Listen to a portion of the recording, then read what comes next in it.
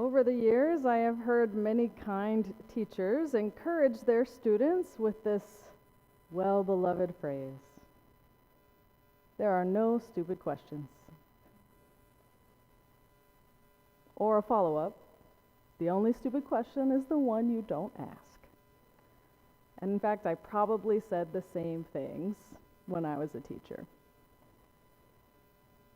I don't know if a similar saying or concept existed in Jesus' day, but I do know people, especially the disciples, were fond of asking him somewhat ridiculous questions.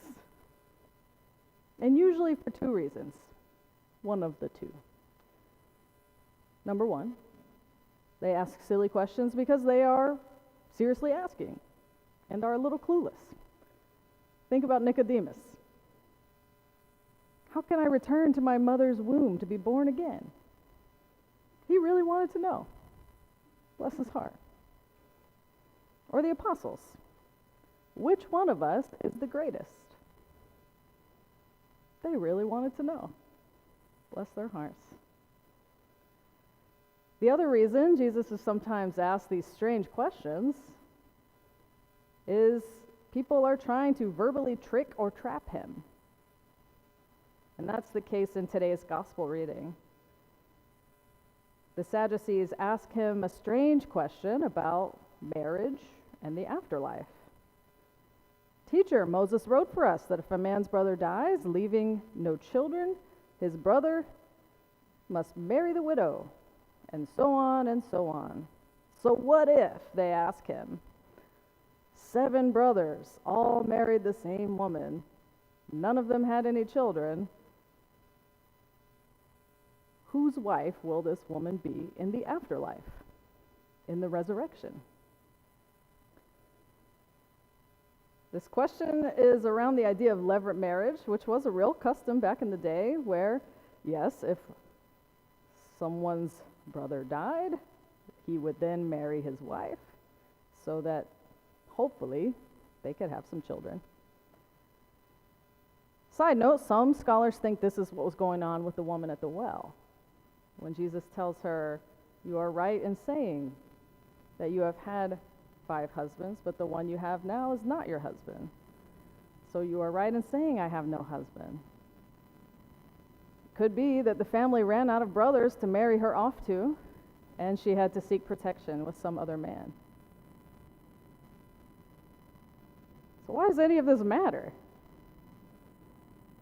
Are the Sadducees really curious about this hypothetical question about who's going to be married to who in the afterlife?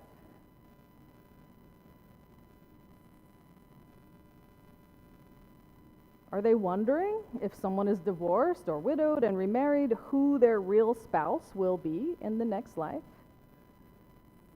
Some of us may be curious about this too.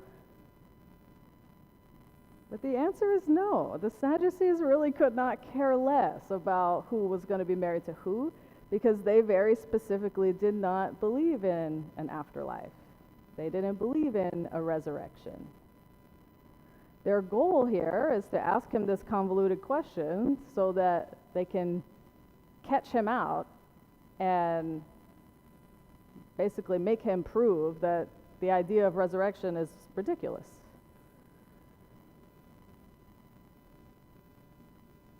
His response is a little convoluted, but it basically boils down to this. Jesus says, and this is my translation, you are asking the wrong questions. You are trying to apply the rules of this life to next life when they are totally different things. The resurrection, the afterlife, heaven, whatever you want to call it, is so far beyond what you can comprehend, and trying to understand it through our human lens is a senseless endeavor. You can't know what it is like until you're there. Now, I can relate to Jesus a little bit here, because in my time working as a hospital chaplain, people asked me about what happens after death constantly, even more than they do now. And just so you know, if you ask a good chaplain, what happens after death? They will give you some version of, what do you think? Because it's not about what they think. Most people are satisfied with this turnaround because most people aren't used to people really listening to them. People didn't push me harder for an answer most of the time because they didn't really care what I thought. What they wanted was a chance to explore their own beliefs and questions and doubts. And I was there, and I cared about what the answer was. Most people are not used to that kind of intense listening. But there was one patient, back when I was a resident at Harborview, one guy who refused to accept my, what do you think, redirection. He was in the acute care psychiatric ward following a drug overdose, and he really, really wanted to know what I think happens after death. I tried my good chaplain move, what do you think? And he said, that is not what I asked you. I asked what you think. What do you personally and specifically believe happens after death? Well, he was getting agitated, and I didn't want to upset him any further, so I finally was, do you really want to know what I think happens? He said, yes, that's what I'm asking you. I said, why? And he said, because I'm trying to figure you out. Okay. I thought, okay, I'll play. Do you really want to know what I think happens after death? And he gave me this look that said, duh, that's what I've been asking you. And I said, honestly, I don't know. You don't know? I have no idea. What kind of chaplain are you? I said, an honest one? You wanted to know, and I'm telling you, I don't know. And at this point, he is no longer angry and just looks baffled. He opened his mouth to say something else, but before he could, I said, but I have a theory. And he perked up a little bit. Yeah? What's your theory?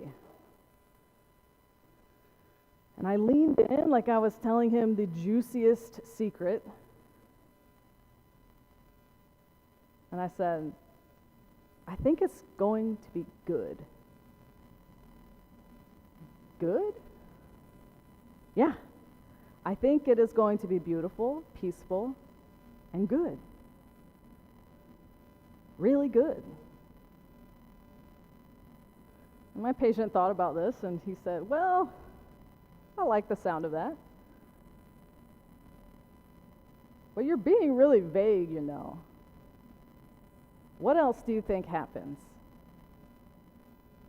And I said, what else matters? And he thought about this, and he considered me. And he said, you're all right, chaplain. And though Jesus' answer to the Sadducees was much more eloquent and sophisticated than my answer of, plus he actually knew the answer, what I think Jesus was trying to explain was the same concept. Stop trying to imagine the next life through the lens of this life.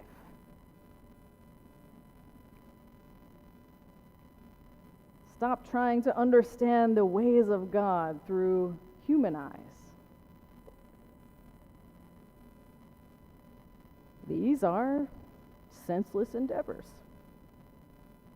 Instead, focus on living the life that you have now. Instead, remember that God can do infinitely more than you could ever ask or imagine.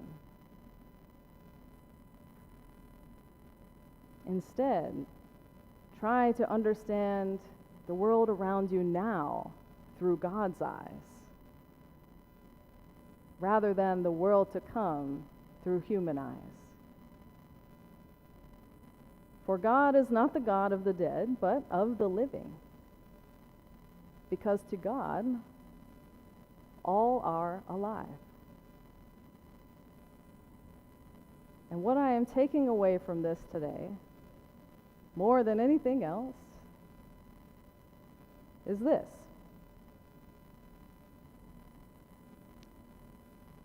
Stop worrying so much and spending so much mental energy being curious about what is to come, and instead focus on living this life, experiencing this life, being present and mindful, without letting a single moment or experience pass you by.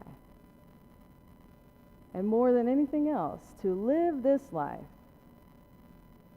the way Jesus taught us to live.